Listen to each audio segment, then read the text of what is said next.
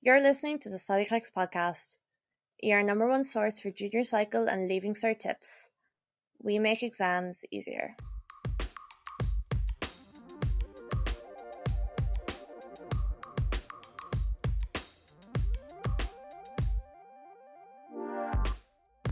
Hi, and welcome back to the Studyclix Podcast. You are listening to Emer and Nessa from Studyclix, and this week we are back, and apologies for the little pause in new content from us on the podcast. We've been flat out doing other bits of work for Studyclix, so apologies for that. But if you ever do want to if you're ever lacking some new Studyclix content or want to get more regular updates on tips and tricks for studying and exams and things like that, then head over to our YouTube. We've got Gabrielle there doing amazing content on YouTube, and you've got our TikTok, you've got the blog, the community on Studyclix. So there's always a never-ending stream of new content being released. It's just not always from yours truly, but we will try to keep it more regular. That's right, yeah. And I think people who are fans of the podcast, well, maybe they do get frustrated at our schedule, which is completely unpredictable and the most irregular podcast in the world. I'd say, like, we could never run an actual podcast because we would have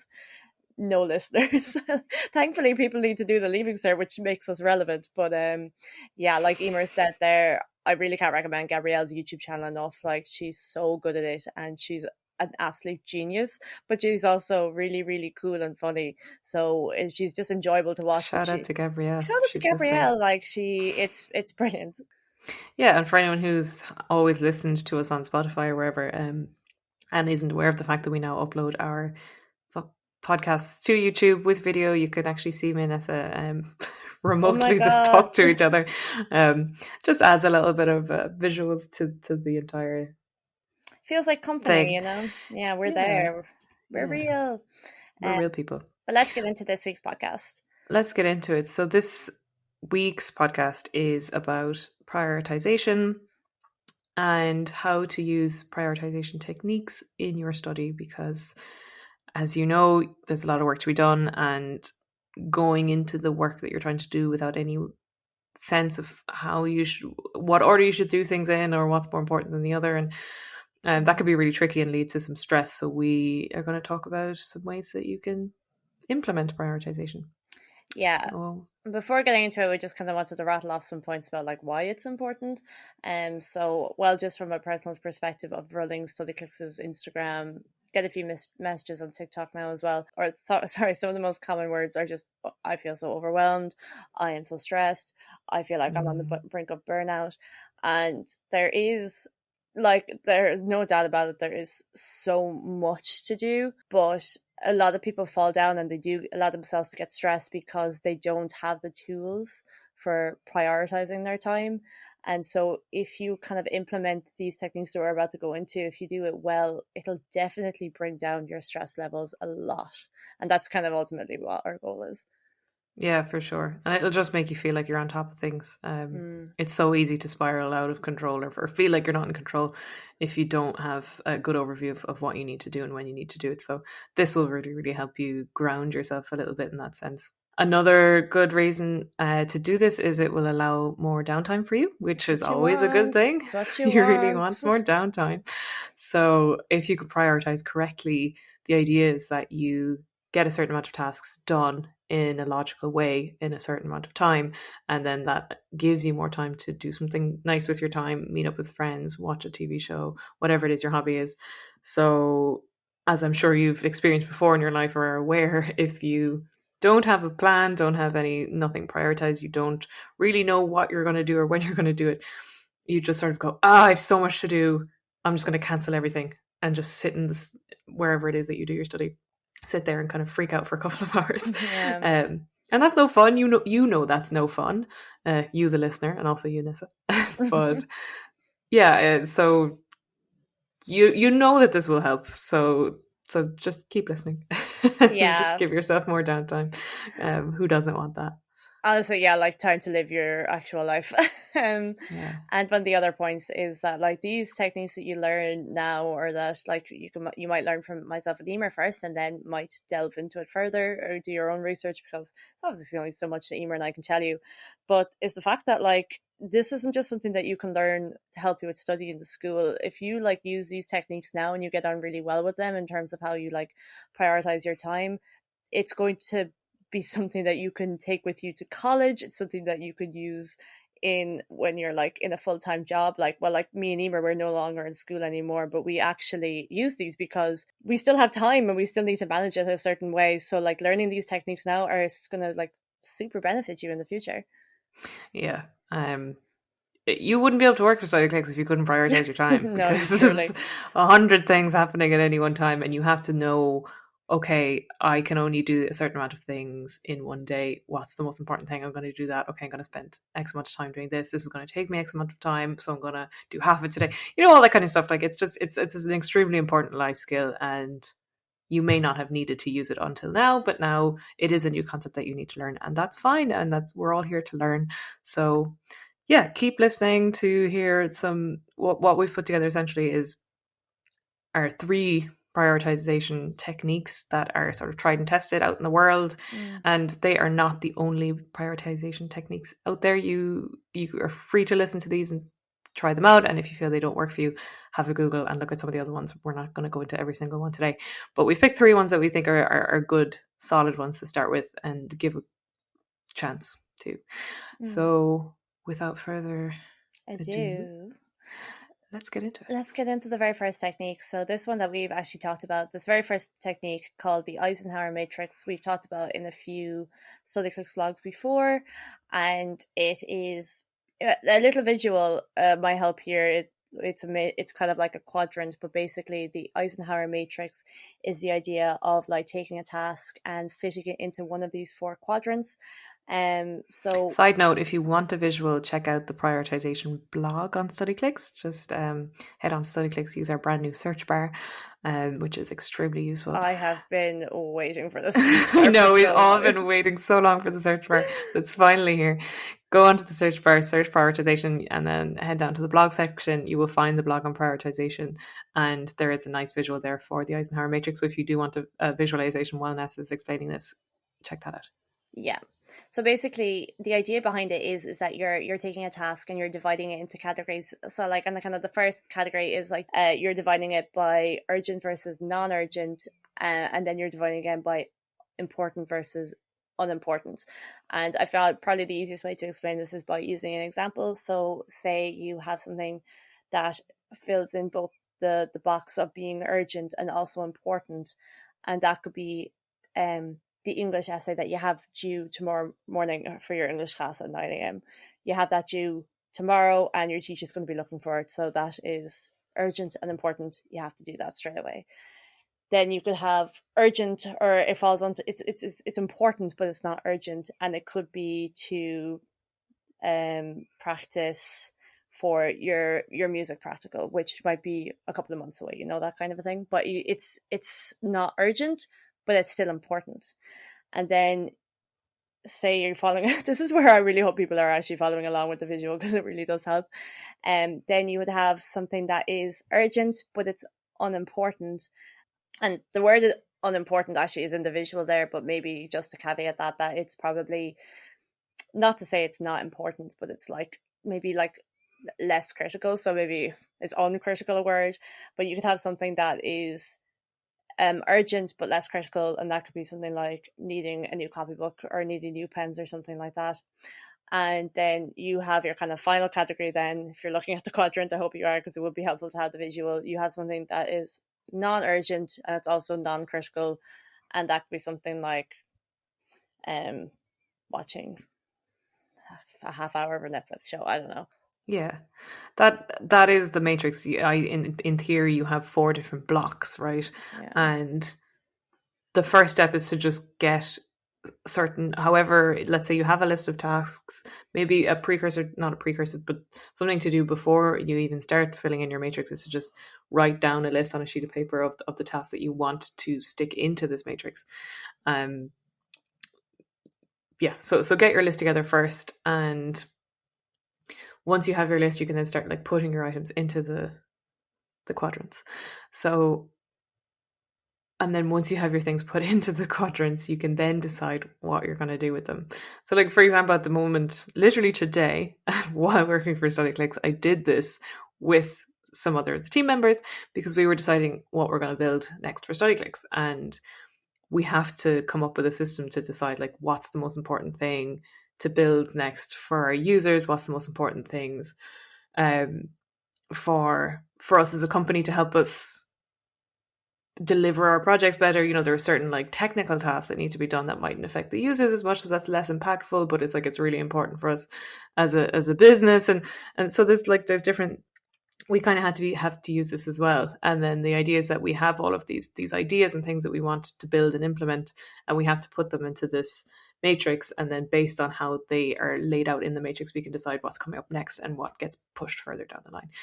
And that's what you're doing with your tasks as well. So you need to weigh them up and say, which one do I absolutely have to do because things are going to fall apart if I don't do them, or like I'm going to get in trouble if I don't do them, or this is going to impact my marks if I don't do this, versus I should in theory do this, but you know, if I don't have it done by next week, it's not the end of the world. Or, you know, yeah, this would be nice to do, but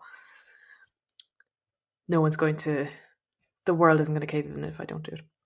So yes, then you have everything up in your quadrant, right? And you have, what I would do is try to place things in the quadrant.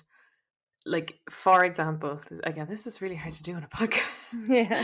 But if it's like this, and for those who are listening, I've just drawn a rectangle with my hands, right? And you've got 4 smaller rectangles in that. Mm-hmm. And if something is really urgent and really important, then it's going to be in the top left. Yeah.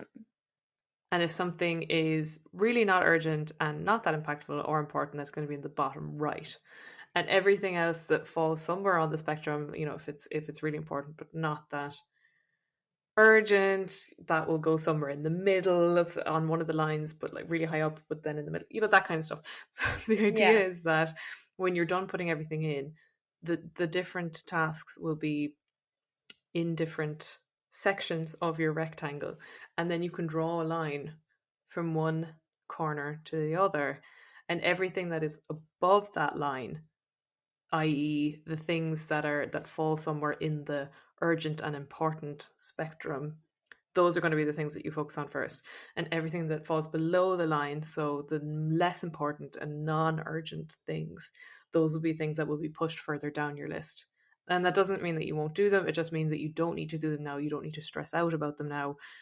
You'll have them there in the back of your mind. You know that they need to be done at some point, but they don't need to be done right now. So that was a roundabout way of saying how you do the Eisenhower method, or the Eisenhower Matrix. Again, sorry, it is actually hard to describe when you're not looking at the visual. Yeah. But what I would probably recommend is just literally give this a Google once you're done listening to this podcast and see some visuals, or go onto the blog, like we said, and look at some. I'm sure there's YouTube videos of people doing this out and explaining it as well. So yeah, just don't listen to the podcast. That's basically what I'm saying. No, what we're saying is it's much easier to it's a really good technique and it will work really well, but it's easier to see in practice first. So if you're a little bit confused after our hairy description there, give it a Google. Another thing I was going to add there is that with all of these podcasts that I'm uploading, whether that's on Spotify or YouTube, I've also started to kindly put time codes in. So if you want to like skip our introduction at the beginning, rude, but whatever, I'll also be like, you know, it's 7 minutes, whatever, we're talking about the matrix, and then in that same little episode notes or whatever, you can put in all sorts of links. I will link the prioritization blog, so if you're listening to this, you can find a direct link in the episode notes, as well as the time codes, which I think is very helpful. Yeah. But yes, okay, so I think we'll park the Eisenhower Matrix and stop describing this very visual prioritization technique. Yeah. To summarize, you're getting a list of tasks that you know you need to do, and you're finding out which are the ones that are really important and need to be done soon, and you're finding out how to put those in the first position. Yeah, dividing up the tasks. I like it. And I like having a list of tasks and putting them into little categories. If I can, I love categorization. So moving on to the second technique we have for prioritization then is called the Ivy Lee method. And this is the idea that ideally it's something that you do the night before, but the night before you're thinking about what tasks you'd like to get done the next day, and you would set a maximum of 6 tasks that you aim to get done the following day, and you rank those tasks from the ones that you would most like to get done to the ones that you'd least like to get done, basically. So kind of rank them in order of their own kind of personal importance to you.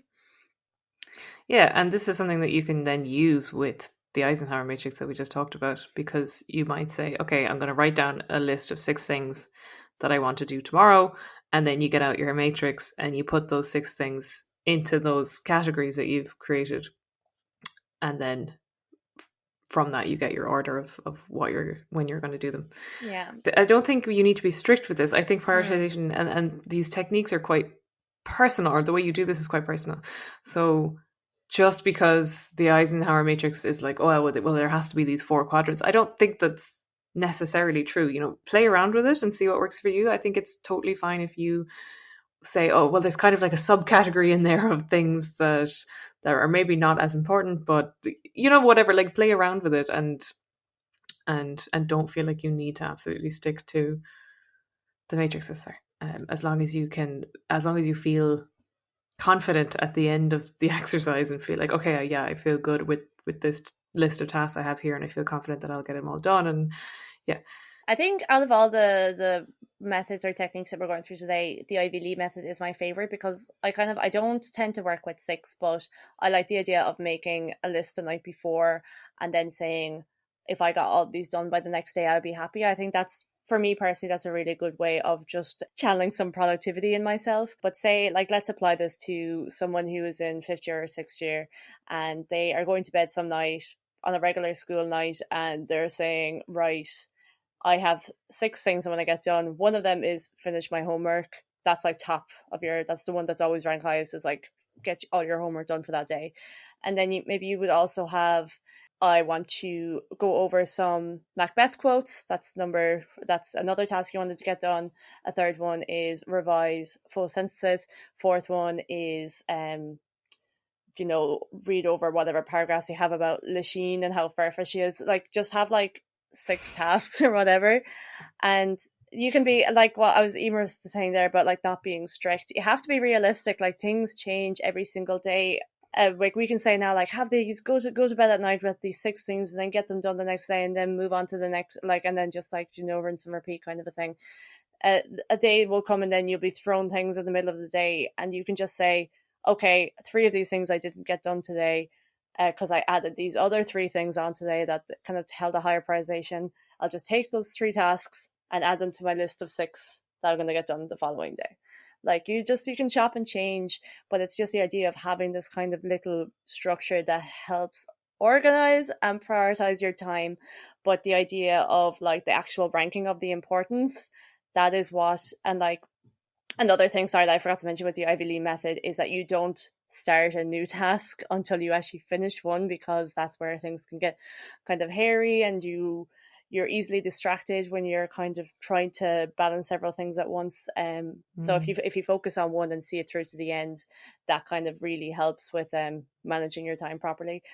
But I hate when I go on tangents because I forget my original point. But basically, that's the whole, like, having the list is great, but make sure that you're doing the whole kind of ranking thing, so that you're kind of like, the whole point of this podcast, that you're just being very aware of how well your time is being used at that very moment.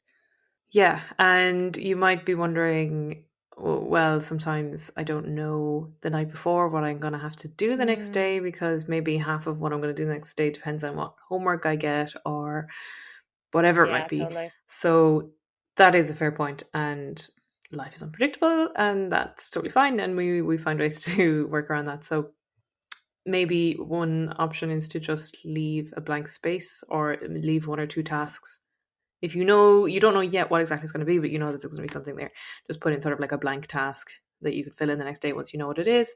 Or if you really don't know anything, that you're going to do the next day because it's really dependent on something else, then just make sure that you schedule in a little bit of time on the day that you're doing the study, just to make sure that you have time to put together the list if you can't do it the night before. But yeah, go easier on yourself. It's not the end of the world, but where you can do it the night before.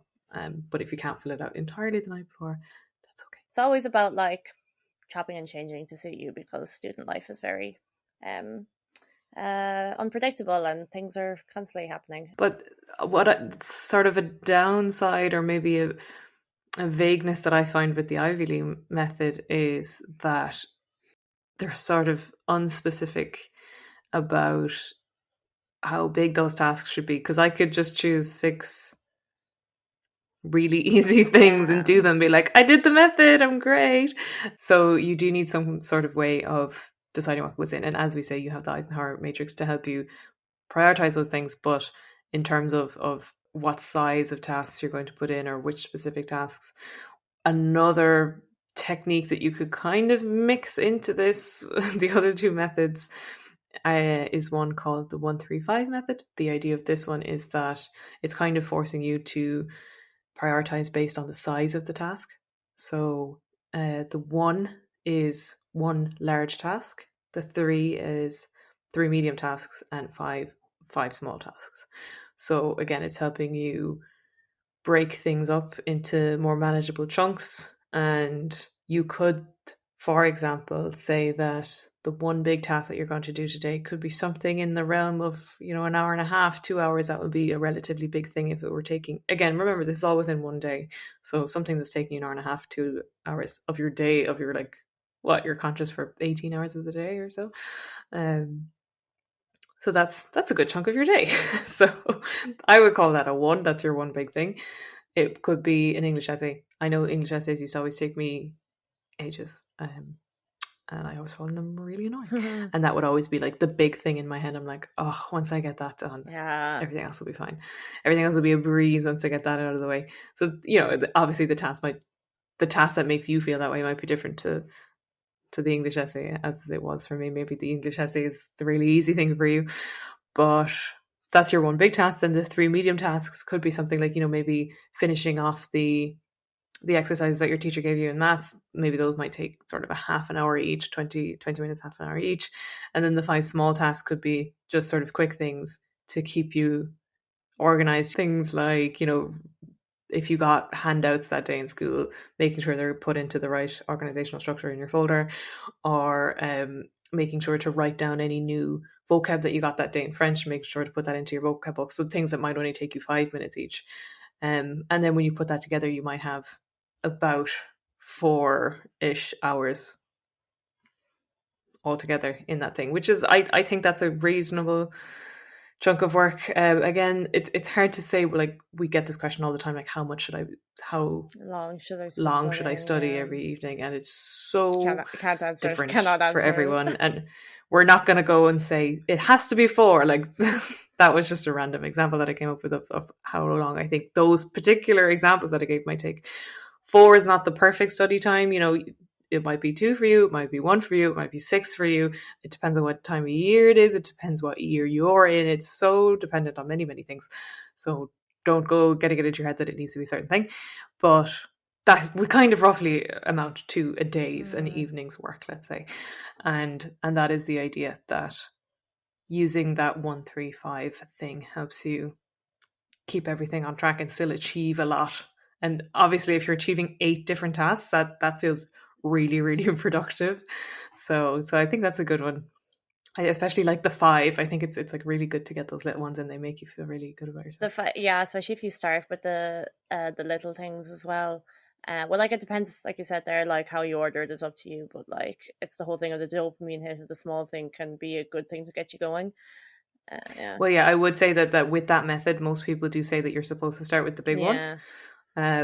But I know you and I have said on the podcast a couple of times that, like, if you want to get motivated to study, if you're making a plan, that a good thing to do is just do a really easy one first, so that, as you say, you get that dopamine hit and then you're ready for more.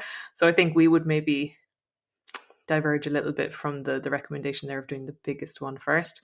I see where they're coming from, and I agree. I think, like, maybe do a quick one, get the hit, and then go and start on the big one, because it is like such a relief to get the big one out of the way, and then you feel much more the other ones just seem a lot easier after it, and they'll fly by. So maybe a mix of our advice and their People advice. definitely have different ways of like doing their homework. I remember me and my friend, like, or my like friend groups, we would all have like a mixture. We had the question of like, when you're doing your homework, which do you do first, like the subject that you hate the most to get out of the way, or do you do the subject that you like the most to ease yourself in? Or like, you know, if you do the subject you hate the most, you're so drained after it that you don't have the energy to even do the ones you like more. So it's like, it's so dependent on every person. Also wanted to point it out because I don't want anyone else saying it in the YouTube comments, but 1 + 3 + 5 is 9. You said 8. Did I say 8? I'm sorry. Maybe we can all edit this out. we'll put like the that's so funny. The TikTok voice over like when you say 8, it's like 9.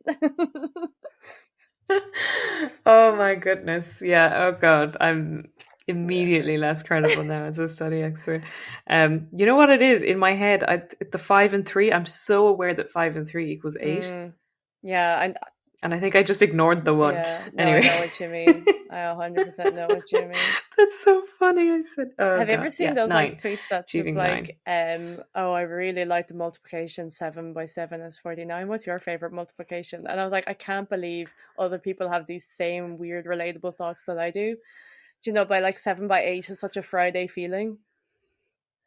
Yeah, I see those all the time, but I think there actually is logic to those. Oh, really? I think there's a reason why people all feel the same way, because I think I like, you know, the way some people are like, oh, I really feel like September is the Friday of the year, and it's like, well, yeah, because it's like at the same time in the calendar as the day is in the week. And then there's certain those things. I think it's a mix. Like it's kind of like that. Is it synesthesia? It is synesthesia. Yeah, I did a project on that once. It's synesthesia is actually, look up synesthesia if you've never heard of synesthesia. That's specifically it's an colors, concept. actually. I think maybe. Yeah, I think it is colors, and you assign. Go. You assign something a color. Yeah. Anyway, but I think it's similar to that. Like your brain assigns a certain. It's very interesting idea to. I must look up. I'll do this after recording. I'll look up how common it is, like 1 and how many people have it. But yes, that's interesting. So those are 3 techniques, I believe. Were you going to ask me what my favorite multiplication is? Sorry, Emma, what's your favorite multiplication? I don't know. Okay, well then why did you make me feel bad for not asking? I just thought that's where you were going with your point, and that you'd forgotten to come back to your point. I was helping you out. Okay, I'm sorry. And then I'm very bad for doing that, actually. Like, I do that when people ever ask me like how my weekend was. I would like talk so much about my weekend, even if I did nothing, and then I would forget to ask them about their weekend, because when people ask that, they want it to be asked back, and I would spend so long talking about me and my own favorite multiplication that I wouldn't even ask Emer what her favorite multiplication is. But there we go. So yeah, I do that too, but then I'm like, I know that I do that to people, so when I then ask someone something with the hope of them asking me back and then they don't, I'll just be like, this is what I did, because I'm just like, whatever, you know, like we're all victims of this, or we're all we're human. That's true. But anyway, that's that. And just to round off, do you have a favorite of those 3 techniques? Eisenhower, 135, and Ivy Lee? I think the 135 is my favorite, actually. Yeah. Just because I love the number 8. The incorrect number 8, yes. No, it just, to me, that's the most logical, and I like incorporating that many small tasks. I just find the other ones are good. I think, as we were kind of saying, a mix of the 3, you can use all of them together in a way, and I know it clashes a little bit because the Ivy League one says use 6, but I don't strictly do 6 when it comes like to the Ivy League. I don't actually like specifically with my own personal thing, even though I find it very good. I would often only be kind of unconsciously ranking them as opposed to actually deliberately ranking them, which is what we're recommending now. But yeah, it's hard to beat a good list. And I think there's pros and cons as well too. I think the 135 one is good in a pinch if you just sort of you need to put the list together, but you don't want to spend ages thinking about it. You just write your things down and off you go. Whereas the Eisenhower Matrix is really good because it actually helps you think about how important each task is, and like you're properly prioritizing it and going, hold on a second, do I really need to do this one now? No, okay, I'm not going to stress out about it. Let me put that on a different list. But it obviously takes more time out of your day to do that thinking. So if you are rushing and don't want to stress yourself out by using up more of your precious time, the Eisenhower one can be a little bit cumbersome or like, time consuming in that way. So they all have pros and cons. And I guess the point of this podcast was not for us to necessarily tell you to use one over the other. It was more to just introduce you to these if you've never heard of them before and try them out. And as we say, these are not the only 3 that exist. There are more. Have a look at some other ones. We just wanted them to be on your radar. Yeah. And you can do more research around them because there's like whole like people write books and record, YouTube's probably always the best resource when it comes to explaining things like these. So yeah, if you're feeling, if you heard any of these and you're like, that might apply to me, read more about it first and then maybe like try applying it to your study and how it can work for you and make you feel ultimately less stressed. So those were the techniques. Now let's kind of get into what questions you might have around actually applying this to your life. Especially if like you're a student, and I feel like so many people would be just like, I have so much to do.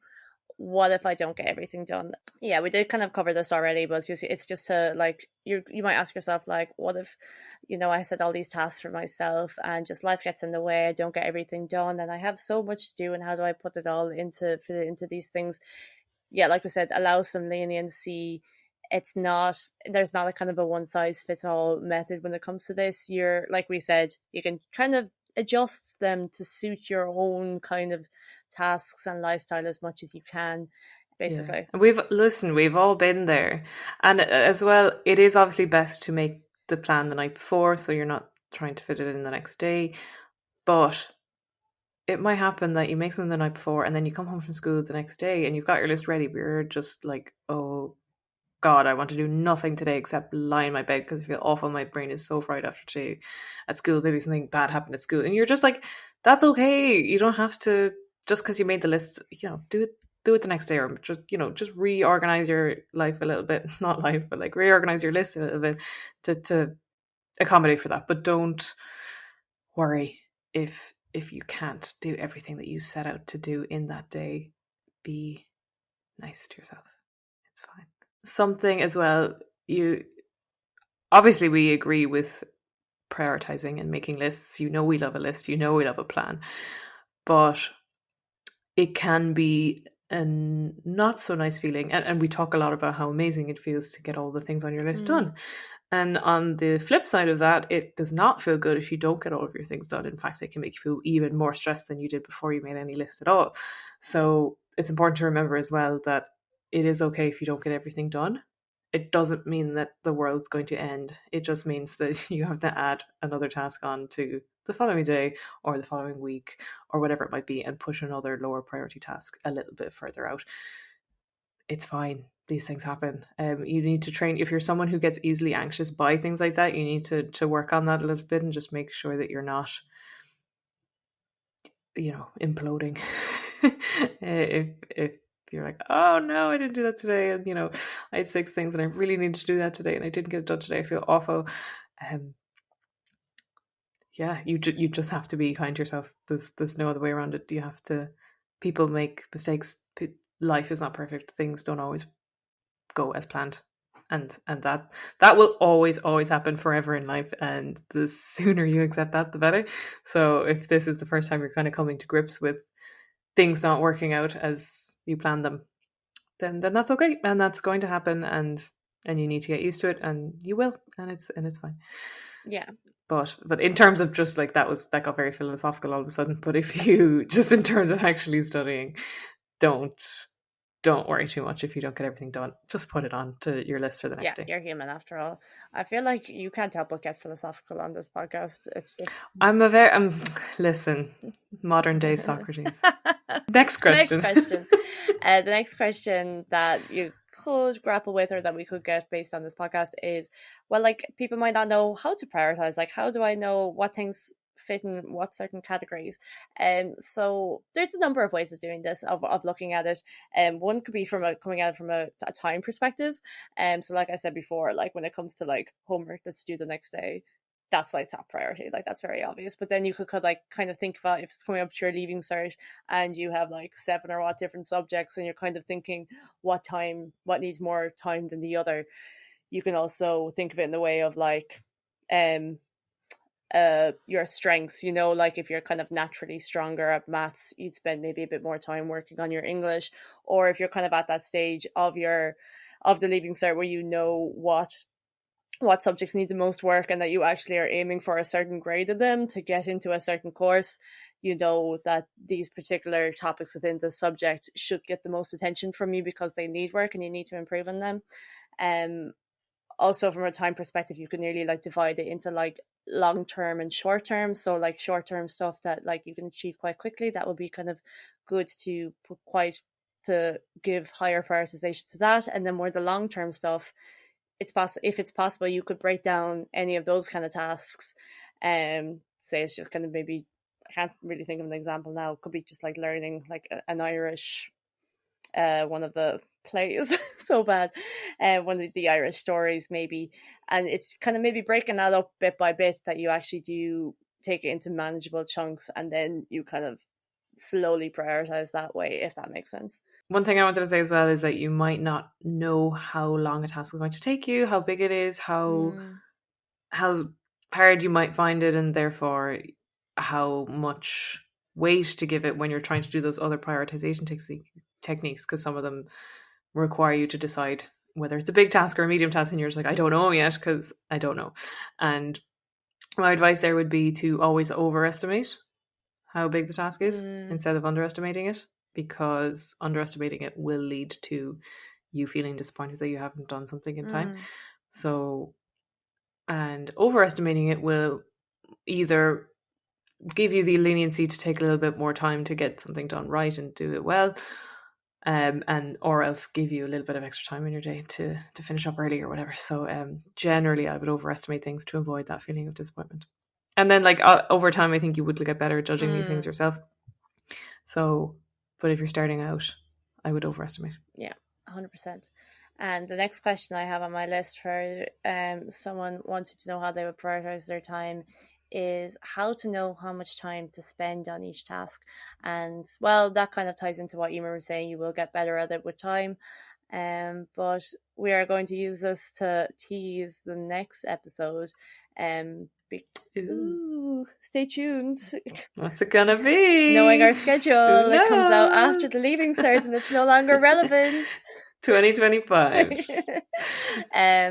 But we have a podcast basically coming up that kind of actually goes hand in hand with this one. We were nearly going to record that as one, but we decided there's actually a lot of knowledge in both of them, and they kind of are two separate categories, but they tie into each other quite well. And that is basically time management.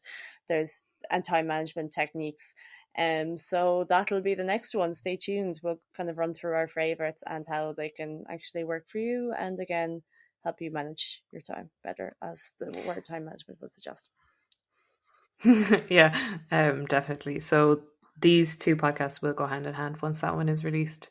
I think you can't prioritize without time management. You really can't. And yeah. You can't manage your time without prioritizing, and you can't do any of this without lists and planners. So go check out the Studyclix planners. 100%. They're linked in the show notes. I'm going to do it. Or use our fancy new search tool to search plan or planners. Yeah, that's pretty much it for today. It's a really nice day outside. So yeah, Emer is just like, why do I go bask in the sun? Here recording. Yeah, I'm gonna go get an ice. No, I love to be here. I love recording the podcast for our loyal listeners. I have been thinking about getting a twister for like the last half hour. Oh God, I haven't had a twister in ages. Yeah, I'm gonna walk to Centra now. Wow. There we go. Wow. I paid so much money for 99 the other day. Oh, I don't even want to talk about it. Just the inflation is absolutely disgusting. Just it ridiculous. Should be 99 cents. Anyway, it should be 99 It was worth it because it was just like, it was the first one of the year. Yeah. You know, the first 99 of the year is so good. You can get a 99 actually. Anyway, do it. Treat things yourself. to think about. Anyway, thank you for listening to another episode of the Studyclix Podcast. Thank you for listening. Yes, please go check us out on our social media channels. Give us a review. Follow us wherever you can. Get in touch if you need anything or if you have any questions, have any suggestions. info@studyclix.ie is our email. Set up Studyclix account if you don't have one already, but if you do, log in. You can chat to us via the little chat icon. And you can also chat to us on all our social medias. So we're Studyclix everywhere, basically. And please, we would absolutely love if you would rate and review this podcast, but only if you like it. If you have criticism, refrain from hitting the 1-star, 2-star, or 3-star.